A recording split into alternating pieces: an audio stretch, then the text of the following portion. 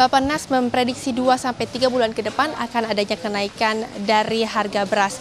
Di mana pemirsa kenaikan ini juga terjadi akibat dari beberapa faktor, di antaranya adalah musim kemarau yang berkepanjangan sehingga mengakibatkan produksi beras yang ada di petani menjadi menurun dan tentunya ini juga mengakibatkan banyak sekali permintaan dari masyarakat. Untuk mengetahui berapa harga kenaikan beras dan bagaimana pendapat dari penjual ataupun pembeli yang ada di Pasar Induk Cipinang. Memang 1 minggu terakhir ini untuk semua jenis beras ada kenaikan ya.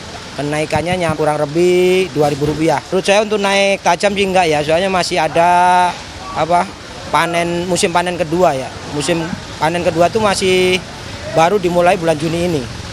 Jadi untuk harga melambung tinggi saya rasa enggak.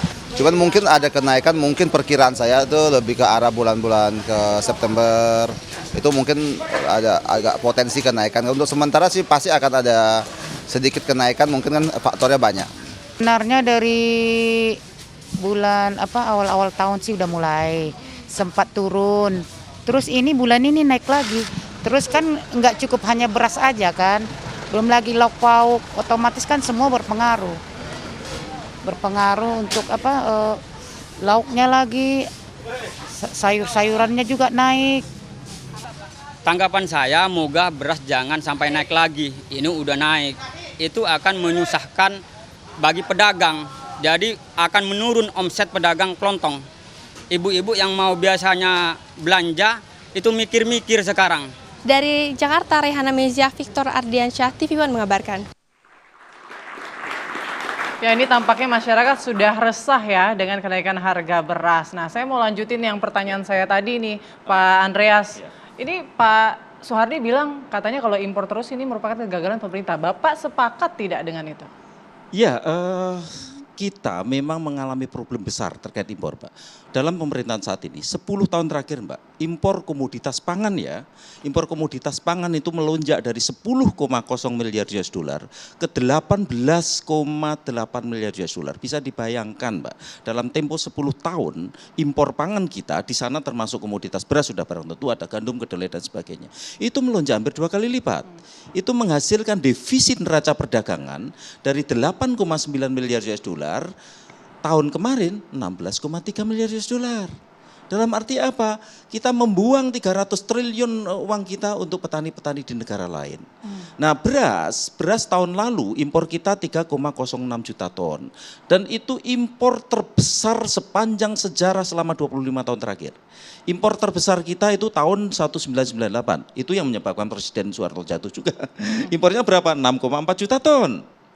Nah, tahun ini rencananya itu kita mengimpor yang sudah diputuskan oleh pemerintah itu 3,6 juta ton tahun ini. Jadi meningkat dibanding yang tahun lalu. Tahun lalu sebenarnya keputusan pemerintah 3,2 juta ton. Hanya yang masuk kan baru yang oleh pemerintah itu 2,7, sisanya swasta.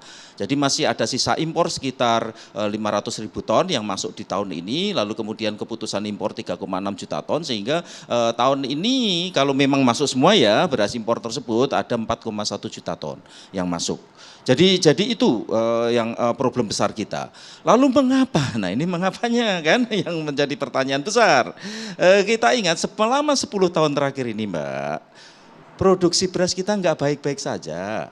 Jadi gitu. Jadi saya memiliki data 30 tahun terakhir, data seri hanya mulai tahun 2018 kan sudah BPS menggunakan kerangka sampel area. Jadi itu. Nah, selama pemerintahan saat ini, berapa, Mbak, penurunan produksi? 1% tiap tahun. Jadi penurunan produksi padi kita 1% tiap tahun. Nah, padahal padi ini menerima, atau tanaman pangan ini, padi khususnya, itu menerima program yang hampir semua program, baik itu subsidi pupuk, subsidi benih, bagi-bagi alsintan, apapun, itu sebagian besar di padi. Intervensi pemerintah sangat kuat di padi. Tapi sayangnya justru komoditas yang intervensinya begitu kuat, yang paling jeblok di antara komoditas-komoditas lainnya. Apa tuh masalahnya? Nah, jadi gini, kita lihat sajalah dalam 10 tahun terakhir ini, program pemerintah, Usus Pajale, apakah Usus Pajale berhasil? Gagal. Lalu ada program food estate, apakah food estate berhasil? Gagal kan? Jadi kita menikmati kegagalan-kegagalan terus. Padahal ya Mbak, kalau kita bicara anggaran ya, anggaran itu disebut anggaran ketahanan pangan, di sana ada subsidi pupuk yang nilainya 25 sampai 30 triliun tiap tahun. Lalu ada anggaran dari Kementerian Pertanian, tergantung menterinya kalau aktif ya bisa dapat anggaran di atas 25 triliun kan. Itu antara 20 sampai 25 triliun. Lalu anggaran-anggaran lain itu nilainya berapa tiap tahun? 60 sampai 70 triliun. Anggaran yang digunakan untuk padi saja sebenarnya karena sebagian besar ke sana kan. Berapa 10 tahun terakhir berapa? 600 sampai 700 triliun hanya untuk itu. Tapi hasilnya apa? Hasilnya produksi padi kita menurun 1% tiap tahun. Setiap tahunnya. Oke, saya harus klarifikasi ini ke Pak Arief. Ya, monggo. Ini Pak Arief, benarkah dalam 10 tahun terakhir ini setiap tahunnya hasil produksi padi kita menurun 1%? Kalau kita lihat dari tren memang produksinya itu turun, konsumsinya naik gitu ya. Jadi kita semua sepakat memang harus dorong produksi. Ya. Baik. Jadi luas lahan pun juga berkurang. Jadi luas lahan itu mungkin 100 sampai 200 ribu hektar setiap tahun juga turun. Ini juga jadi bahasan Pak Suhardi Duka kemarin di rapat dengan Komisi 4. Jadi menurut saya solusinya memang harus terintegrasi. Ini harusnya semua stakeholders ya di bidang pangan ini harusnya duduk memang merencanakan secara cermat gitu ya. Mulai dari luas lahan ya, kemudian sampai dengan panca usaha tani lah kalau dulu ya, mulai benih, pupuk, penyuluh ya. Semua itu juga harusnya memang terintegrasi ya, termasuk kemarin saluran-saluran air, saluran sekunder, tersier itu juga jalan usaha tani itu sangat mempengaruhi kita semua. Jadi memang harus ada penyelesaian terintegrasi. Salah satu yang menjadi pokok bahasan kita kemarin dengan Komisi 4 adalah memang peningkatan produksi. Demikian, Mbak.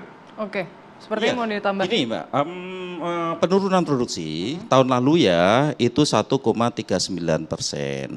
Tahun ini sebelumnya pemerintah bahkan pemerintah sampai 5 di atas 5%. Perkiraan saya saja tahun lalu juga sekitar 5%-an. Nah, tahun ini perkiraan saya itu sekitar 5% penurunan produksi. Jadi ini terus turun produksi kita. Nah, tapi ada hal yang menarik dari sana. Ketika tahun lalu kami memperkirakan 5%, ternyata nyatanya dari hasil KSA BPS turun hanya 1,39%. Ini yang menarik. Yang menariknya apa? NTP tanaman pangan melonjak drastis Mbak. Jadi tahun lalu NTP tanaman pangan 107 rata-rata. Lalu kemudian dari bulan Januari sampai bulan Juni saat ini NTP tanaman pangan 112. Dan itu yang sering kali tidak disentuh oleh pemerintah. Pemerintah berpikir tersubsidi pupuk, bagi-bagi alsintan, bagi-bagi benih, yang kenyataannya gagal total selama 10 tahun terakhir ini. Sedikit saya agak Oke, silakan, berbeda Pak. dengan Pak Prof. Ya. Terhadap perhatian pemerintah terhadap padi khususnya. Ya. Ya. Memang subsidi pupuk itu sekitar 25 triliun. Tapi 30 itu kan, sempat. iya, tapi itu kan diperuntukkan untuk 9 komoditas. Betul. Bukan hanya padi saja. Sebagian besar padi Pak. Iya, kemudian yang kedua adalah anggaran sektor pertanian, anggaran Kementerian Pertanian yang mengenangani hulu. Ya. Kita lihat dari 25 triliun turun terus Pak Prof. Iya. Terakhir kemarin 2023 tinggal 14 triliun. Ya. 14 triliun ini tidak ke padi semua. Iya, ke semua Sebagian sektor besar. pertanian. Tapi Iya. sebagian besar ke padi Pak. Tapi Jadi, untuk ke padinya sama kan? Jumlahnya apakah menurun juga? oh ya kan besarannya? kan Kementerian Pertanian menangani semua. Ada sektor pangan, ada hortikultura, ada perkebunan. Iya, jadi tidak semua masuk di padi. Jadi memang sebagian karena padi menjadi prioritas pajale ya. Iya, iya. Tapi kayak ini kan semuanya gagal. Padi gagal, kemudian apa namanya perkebunan. Bukan jagung juga Ya, ya masih palawija, ya. tergantung kita impor, kemudian tahu apa namanya Kedelai. iya kedelai kita hampir impor terus. 100% impor Pak. Iya, impor terus. Jadi ini Dana yang ini- digelontorkan pada akhirnya juga tidak membuahkan hasil. Oh iya, tidak produksi yang membuahkan baik. hasil, iya. Iya. Jadi memang perlu secara integrasi penanganan sektor ini. Ya, kalau kita tidak terintegrasi, masih terbagi-bagi kewenangan itu, saya yakin tidak akan bisa kita capai peningkatan produksi. Oke. Ya, tambahan sedikit Mbak, gini Mbak, terkait dengan itu, sebagian besar anggaran ketahanan pangan untuk padi, ini saya tegaskan, bisa kita lacak di anggarannya, kan, itu. Lalu hal yang kedua, yang menarik tadi sudah saya sampaikan, mengapa tahun 2023 ini petani bersemangat tanam? Karena apa? Ini saya berterima kasih kepada Badan Pangan Nasional yang mengatur terkait dengan itu. Dan disitulah kuncinya. Ketika harga di tingkat usaha tani ini membaik, petani bergairah tanam, Mbak. Ketika petani bergairah tanam, apa yang terjadi? Semua prediksi kami meleset untuk tahun lalu. Badan Pangan Nasional memprediksi hampir 10% penurunan produksi tahun lalu akibat El Nino. Saya memprediksi 5%. Kenyataan yang terjadi hanya 1,39%. Karena apa? Harga yang baik diterima oleh petani. 107 Mbak, selama 20 tahun terakhir baru kali ini 107. Kan sepanjang sebelumnya berapa Mbak? Tahun 2021-2022 NTP tanaman pangan ya itu hanya 98,5. Dalam arti apa? Bertanam padi untuk rugi. Kan kalau saya tanya sedulur tani kami di jaringan tani kecil juga yang anggota kami luas lahannya hanya 0,2 sampai 0,3 ya. Di Asosiasi Pemberdayaan dan Teknologi Tani Indonesia, kami tiap saat menerima laporan dari petani itu di 125 kabupaten saat ini kepengurusannya. Itu mereka baru saat ini menikmati. Kalau saya tanyakan, tanam padi gimana Pak Bu? Rugi. Ruginya berapa? 250.000 sampai 1 juta rupiah per 2.000 meter persegi. Jadi itu baru tahun kemarin mulai membaik. Dan di situ kemudian diikuti oleh perbaikan produksi. Jadi kunci ini yang jarang sekali disentuh oleh pemerintah. Oke. Kunci untuk mensejahterakan petani. Kunci untuk mensejahterakan petani nanti dijawab ya Pak. Usai jeda berikut kita masih akan kembali sesaat lagi. Kuncinya nanti dijawab.